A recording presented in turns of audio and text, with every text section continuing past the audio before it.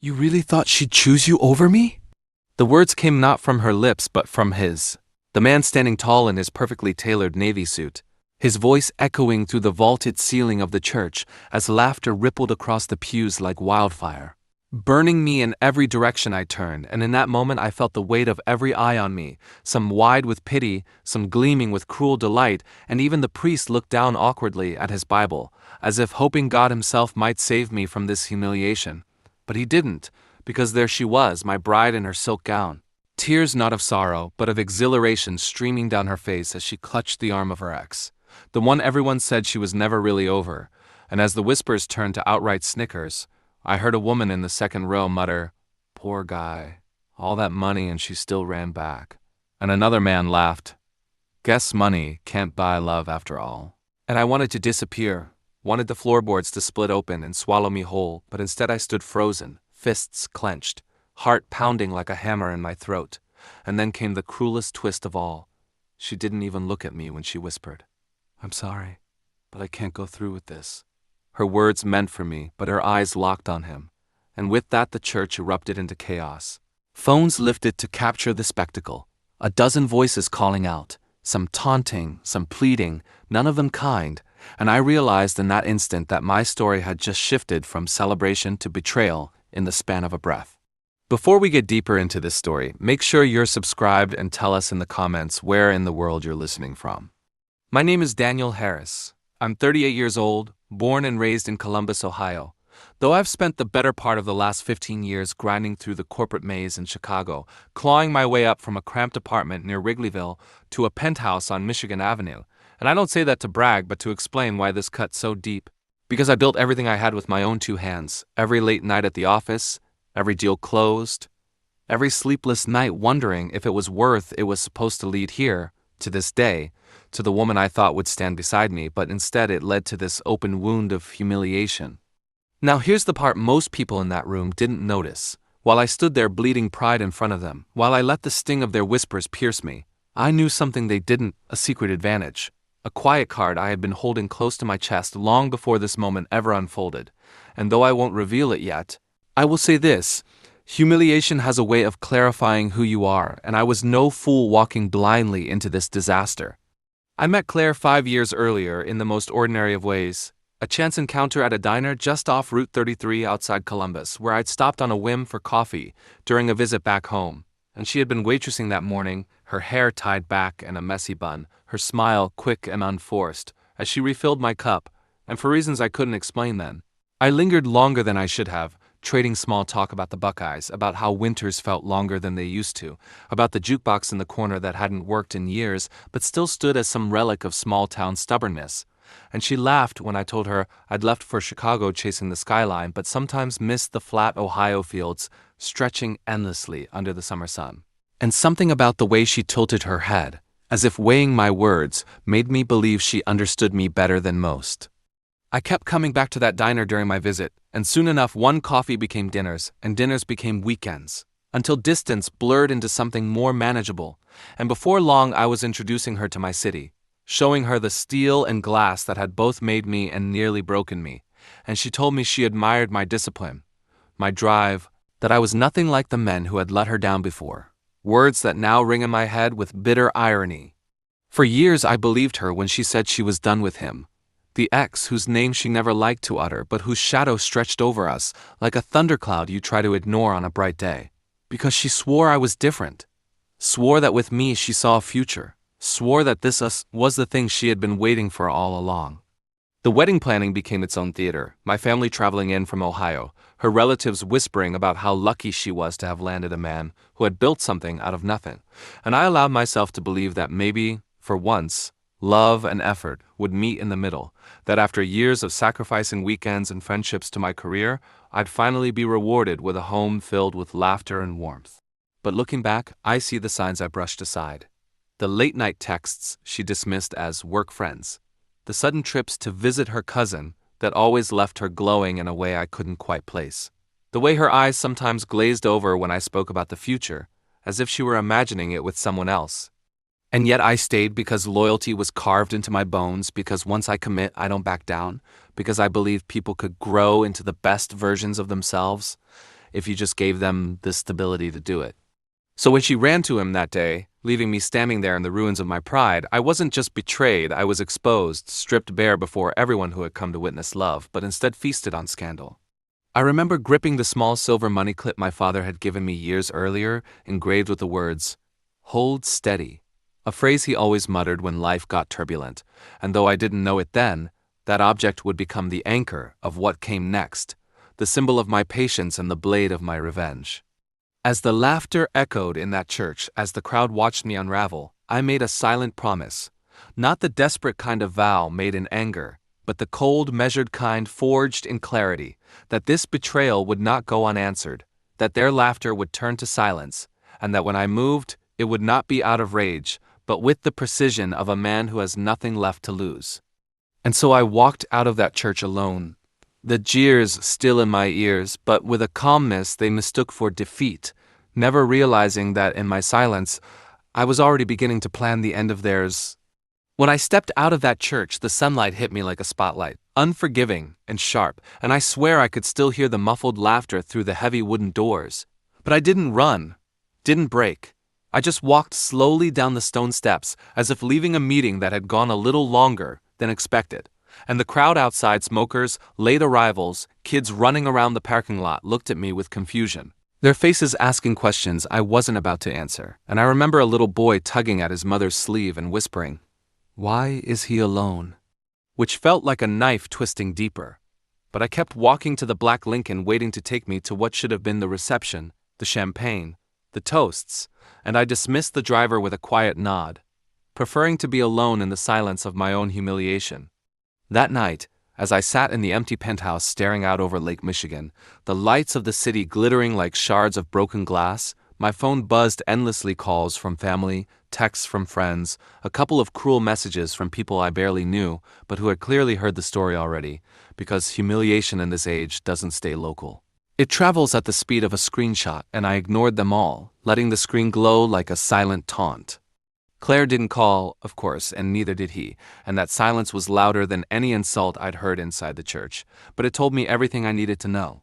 They thought I was finished, thought I would crawl back into the shadows, thought my pride would keep me from retaliating.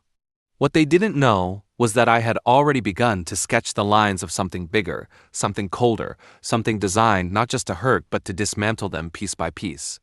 In the days that followed, the humiliation rippled outward like oil on water, staining everything it touched, because my colleagues whispered behind glass conference room walls, their voices soft but their eyes full of questions, and though nobody said it directly, I knew they wondered how a man who commanded boardrooms could lose command of his own wedding. As if leadership in one arena should automatically secure loyalty in another, and I hated them for that judgment but also used it as fuel. My mother called from Ohio, her voice trembling as she asked if I wanted to come home, and I told her no, because going back would feel like admitting defeat, and my father didn't say much at all, just cleared his throat and muttered, "Hold steady, son," and hung up, leaving me alone with the silver money clip in my pocket, like a reminder that steadiness didn't mean inaction, it meant precision. Meanwhile, Claire and her ex Ryan, that was his name, Ryan Holloway, son of a real estate developer whose fortune stretched across half the Midwest, paraded their victories shamelessly, appearing at bars I knew she once swore she hated, letting photos of them leak across social media, her head resting on his shoulder like they'd never broken apart, and though I scrolled past those images with a calm face, inside I cataloged every detail, every slip, every weakness they displayed. They believed they had won the narrative, that I was the pathetic groom left standing, but narratives can be rewritten, and I had the patience and the resources to do just that. It started small, almost imperceptible. A casual call to an old acquaintance in Columbus who happened to work at a bank that handled the Holloway accounts, framed as curiosity about interest rates, but really a test of how far I could dig without raising suspicion. A quiet dinner with a college friend who'd once worked in real estate, steering the conversation toward development deals, zoning fights, and how quickly fortunes could sour when leverage became overreach.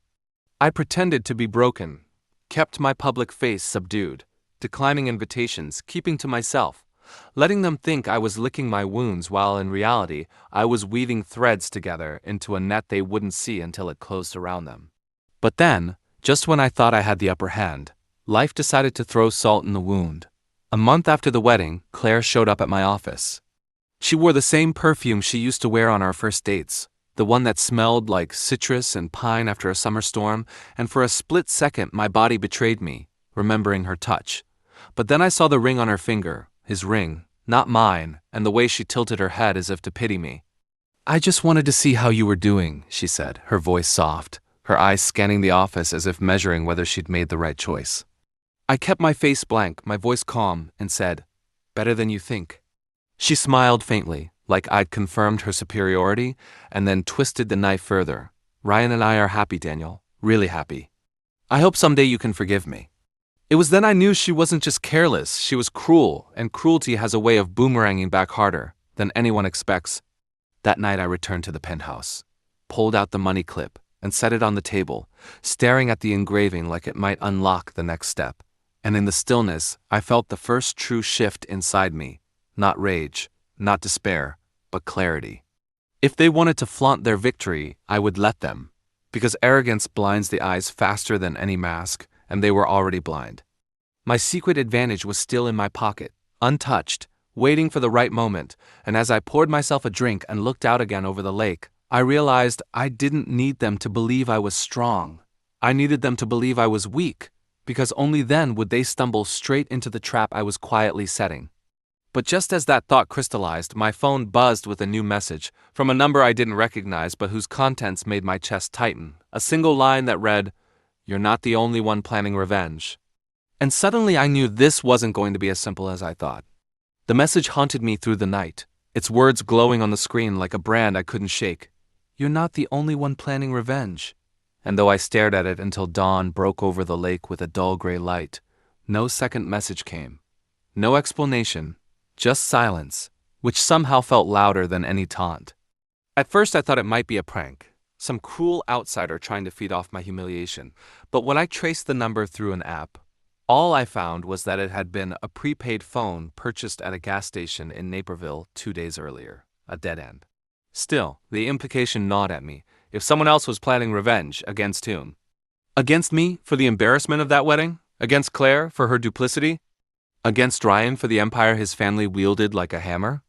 I carried that uncertainty with me into every meeting, every quiet moment, until it blended with my own schemes in a dangerous way, making me question not only my timing but my very perception of who the players really were. Yet even as the mystery rattled around inside me, my plan kept inching forward, and I clung to it like a lifeline, reminding myself that focus, not fear, was what separated victors from casualties. The first real step came when I managed to get my hands on some internal files from Holloway Developments, not by hacking or theft, but through a man named Steve, who worked in mid-level acquisitions and who owed me a favor from years back when I helped him land a job at my company's Chicago office before he jumped ship for more money. Over drinks at a dimly lit bar near Wacker Drive, I pressed him gently about the state of Ryan's father's empire, pretending it was idle curiosity, and after a few too many bourbons he admitted that things weren't as pristine as they looked from the outside. The Holloways had over-leveraged themselves, taking out massive loans against properties in Indianapolis and Milwaukee, banking on developments that hadn't cleared zoning boards yet, and worse, they had begun quietly moving funds into shell companies to keep investors blind to the strain. "If the wrong person saw those numbers," Steve slurred, "they'd have a field day." I nodded, feigning disinterest, but inside I felt the thrill of a lock clicking open.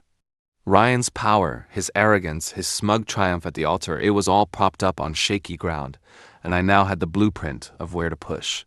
Still, I played the part of the broken man in public. At a dinner one weekend, I ran into Claire and Ryan by accident. Though in truth, I knew they'd be there because I had checked the guest list with the host ahead of time, and I let them see me hesitate when they approached, let them believe I was struggling to keep composure. Ryan clapped me on the shoulder with the kind of mock sympathy only the victorious indulge in and said, "You'll bounce back, Danny boy. Don't worry. There's plenty of fish." And Claire gave me that same pity smile she'd worn in my office weeks before. I excused myself early, letting them think they had ruined me again, but the truth was every performance was for their benefit, every display of weakness a carefully chosen move in the long game. Yet even as I tightened the noose, that anonymous message lingered, gnawing at me like a secret I wasn't meant to know, and I started noticing things. A dark sedan parked across from my building more often than coincidence allowed. A stranger lingering a little too long in the lobby, pretending to check his phone. Even a woman at the gym who seemed to show up at the same hours I did, and never really broke a sweat. Whether paranoia or reality, I couldn't be sure, but it sharpened me, forced me to move more carefully, as though I weren't the only hunter in the woods. The deadline that gave my plan its urgency arrived in the form of an invitation to Claire and Ryan's engagement party, a lavish affair at the Holloway estate in Cincinnati, scheduled exactly 3 months after the wedding that never was, as if to rub salt deeper into the wound. My mother received an invitation too, which she showed me with trembling hands, asking if I wanted her to decline, but I told her no, because it was exactly what I needed. A stage, a deadline, a chance to ensure that when the trap snapped shut, the audience would be the very people who had laughed the loudest at my humiliation.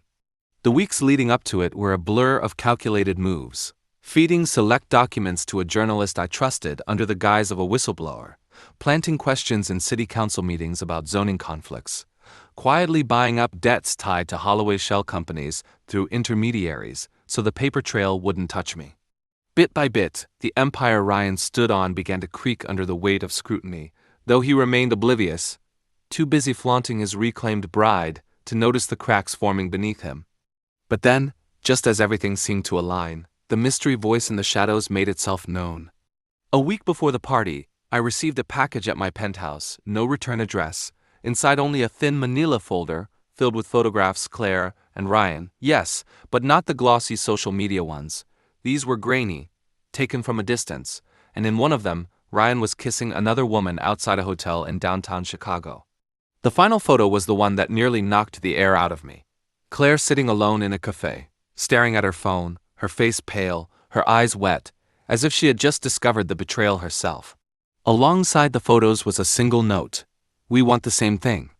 That was it.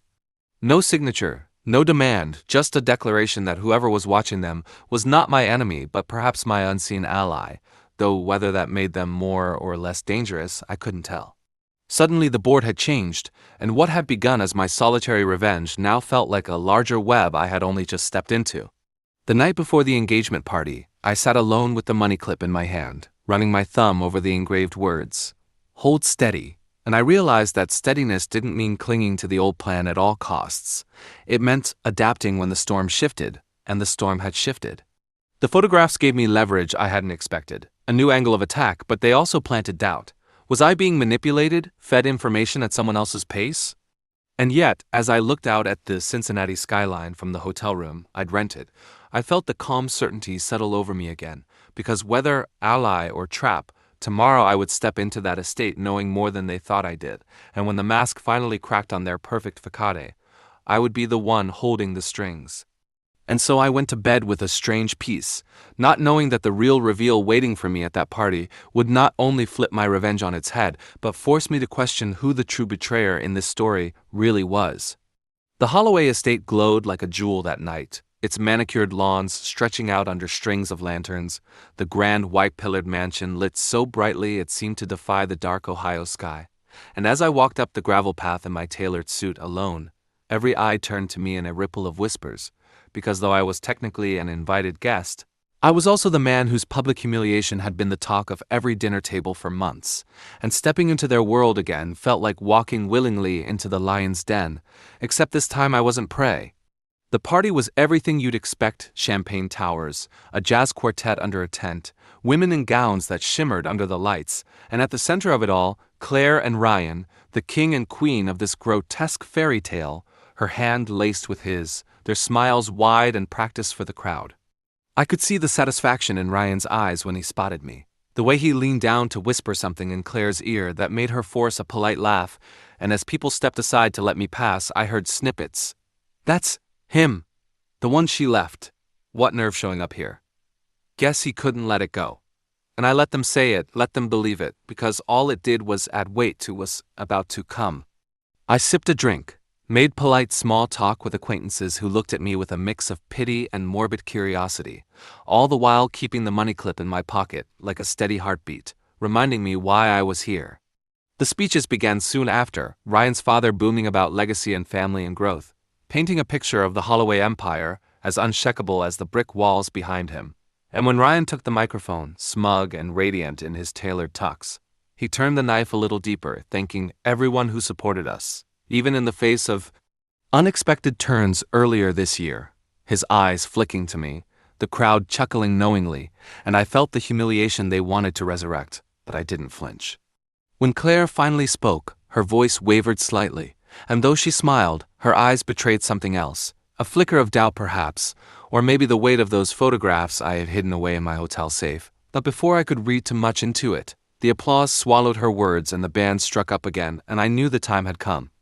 I excused myself quietly, stepping into the study just off the main hall where I had been told the family kept their ledgers during events like these, and sure enough, a few key files lay open on the desk, probably left there in haste after some earlier discussion. I pulled my phone from my pocket, snapped the photos I needed, and tucked the silver money clip on top of the ledgers for just a moment, its engraved words staring up at me like a seal, before sliding it back into my jacket. But as I turned, she was there, Claire, standing in the doorway, her face pale, her hands twisting in front of her. "Daniel," she whispered, her voice trembling in a way I hadn't heard since long before the wedding. "What are you doing?" For a heartbeat we just stared at each other, and then she stepped inside, closing the door softly behind her. "You don't understand," she said, her words tumbling out. "Ryan isn't who you think he is. He's been lying to me too." My chest tightened as she reached into her purse and pulled out a photograph. The same one I'd been sent, Ryan kissing another woman, and she looked at me with wet eyes. "I found this 2 weeks ago. I was going to leave him. But then, I got scared. I thought maybe I deserved what happened, that maybe I should just accept it. But seeing you here, I can't pretend anymore." I felt the ground shift beneath me, because suddenly the betrayal I'd built my plan on wasn't as clean as I had believed, and in her voice there was genuine hurt, genuine regret, maybe even love still buried under all the ruin. But before I could speak, the door swung open again, and Ryan himself strode in, his face flushed with alcohol and arrogance. Well, he drawled, eyeing us both. "Look at this, my two biggest fans plotting together. What's the plan, Danny? Gonna steal my fiancé back? Or just dig through my daddy's files hoping to find something you can't understand?" He laughed, cruel and sharp, but Claire didn't move toward him. Instead, she stepped back, her face tightening with something like disgust, and for the first time I saw the cracks in her facade, the disillusionment she'd been hiding. Ryan stalked closer, lowering his voice. "You'll never win, Harris. This empire, it's bulletproof. My family built this city. You're nothing but a suit who got lucky in Chicago." I slipped my hand into my pocket, feeling the weight of the money clip pressing against my palm, and in that moment everything aligned. The files, the photographs, the debts I had quietly bought up, the journalists ready to publish the story I'd fed them, and now Claire's confession, which only cemented Ryan's downfall. I stepped forward, my voice calm but cutting. "Empires fall, Ryan. Not with earthquakes, but with cracks. And you've made more cracks than you can count." He sneered, reaching for the ledgers on the desk, but before he could, I pulled the money clip free, holding it between us like a token. "Hold steady," I said softly, the words my father had carved into me, and then I tossed it onto the files. Ryan frowned, confused, and in that split second, the door opened yet again. This time not with family or staff, but with two men in plain suits, investigators I had tipped off with just enough evidence to warrant a quiet arrival. They stepped inside, flashing badges, asking for Ryan Holloway, and the smugness drained from his face like color from a dying flame. Claire gasped, her hand flying to her mouth, and I simply straightened my jacket, letting the silence say everything. Within minutes, the whispers spread through the party like wildfire. People craning their necks as Ryan was led out, protesting, shouting about misunderstandings, while his father stood frozen, the weight of decades of corruption pressing visibly onto his shoulders. And in that chaos, Claire turned to me, tears streaking her face, and whispered, "You did this." Not as accusation, but as awe. But the double twist came the next morning when I opened my hotel door to find another package waiting for me, this one containing a simple note. "Consider the debt repaid." Inside was my silver money clip, polished, gleaming, returned by the unseen hand that had been shadowing me all along. Only then did I realize the mysterious ally, the one who had sent the photographs, the one who had been circling in the dark, wasn't after Ryan for me, but for their own reasons, and I had simply been the instrument of a larger vengeance. Yet strangely, I didn't feel used. Instead, I felt free, because their game had aligned perfectly with mine, and in the end, Ryan's empire crumbled. Claire was left to face the reality of her choices, and I walked away with the one thing I hadn't had since the church that day: control. As I left Cincinnati, driving down I-71 with the windows cracked, the autumn air sharp with the smell of fallen leaves and the hum of semis passing by, I felt the weight of the money clip in my pocket, a symbol not of wealth or pride anymore, but of patience, of knowing when to strike. They had laughed at me once, all of them, in that church when I stood alone. But now the laughter was gone, replaced by silence, by ruin, by the kind of poetic justice that doesn't shout but whispers. And in that whisper, in the steady hum of the road beneath my tires, I finally found what I'd been chasing all along: not her, not revenge even, but freedom. If you enjoyed this story, please give a thumbs up to the video and consider subscribing to the channel for more powerful true life stories.